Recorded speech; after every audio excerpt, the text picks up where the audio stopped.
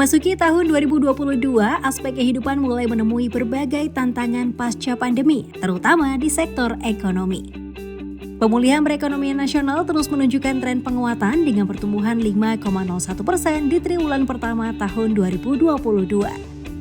Namun terdapat banyak tantangan seperti tekanan inflasi yang berdampak pada pengetatan kebijakan moneter, serta konflik geopolitik Rusia dan Ukraina yang menyebabkan peningkatan risiko ekonomi secara global dan kenaikan harga komoditas. APBN sebagai shock absorber berperan sangat krusial. Konsolidasi dan reformasi fiskal menjadi komitmen pemerintah untuk menjaga daya beli masyarakat.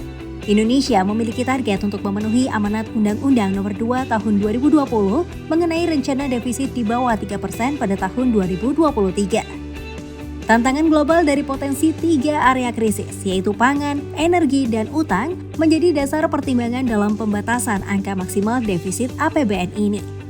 Adapun realisasi APBN di semester 1 tahun 2022 ini telah mengalami pertumbuhan pendapatan negara hingga 48,5%, sejalan dengan pertumbuhan belanja negara sebesar 6,3%. Sebagai salah satu negara emerging markets, Indonesia masih rentan terhadap turbulensi akibat kenaikan suku bunga di Amerika Serikat. Sehingga inovasi dalam mencari sumber pertumbuhan ekonomi baru pasca pandemi pun diperlukan. Indonesia sejatinya memiliki beberapa titik potensi yang dapat dioptimalkan, yakni mengadopsi teknologi baru, revitalisasi industri, pembangunan EBT ekonomi hijau, dan juga program lainnya. Belakangan ini kesadaran akan ekonomi hijau turut memandu arah perdagangan dan investasi yang baru. Terdapat potensi kerugian besar yang harus ditanggung dunia jika kenaikan temperatur global terus terjadi. Berdasarkan data dari Swiss Re Institute, PDB global akan mengalami penurunan yang signifikan hingga minus 18,1% jika temperatur global naik 3,2 derajat Celcius lebih hangat di tahun 2050.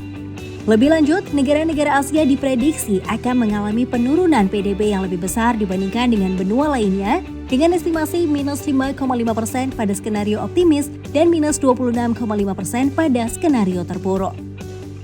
Berdasarkan studi yang dilakukan oleh Bappenas pada tahun 2023, kerugian ekonomi dari dampak perubahan iklim yang akan ditanggung Indonesia mencapai 112,2 triliun rupiah.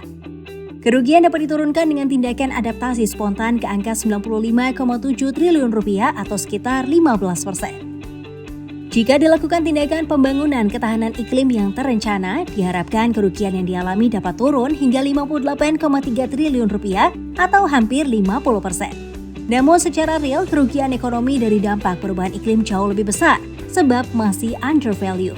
Maka dari itu, pembangunan rendah karbon dan pengimplementasian ekonomi sirkular sangat penting untuk diterapkan di Indonesia. Menurut World Bank, alokasi anggaran penanganan perubahan iklim dalam APBN masih relatif kecil dibandingkan dengan kebutuhan untuk mencapai target Nationally Determined Contribution. Indonesia membutuhkan pendanaan rata-rata dalam setahun sebesar 266,3 triliun rupiah sampai dengan tahun 2030. Kementerian Keuangan sendiri telah menegaskan kembali komitmennya untuk mempertahankan pengeluaran iklim, tetapi bahkan sebelum pandemi, kesenjangan pendanaan iklim sangat lebar. Diperkirakan Indonesia membutuhkan 4.520 triliun rupiah untuk memenuhi target emisinya pada tahun 2030. Selama tahun 2016 hingga 2020, APBN Indonesia rata-rata hanya mampu memenuhi 34% dari kebutuhan pendanaan tersebut.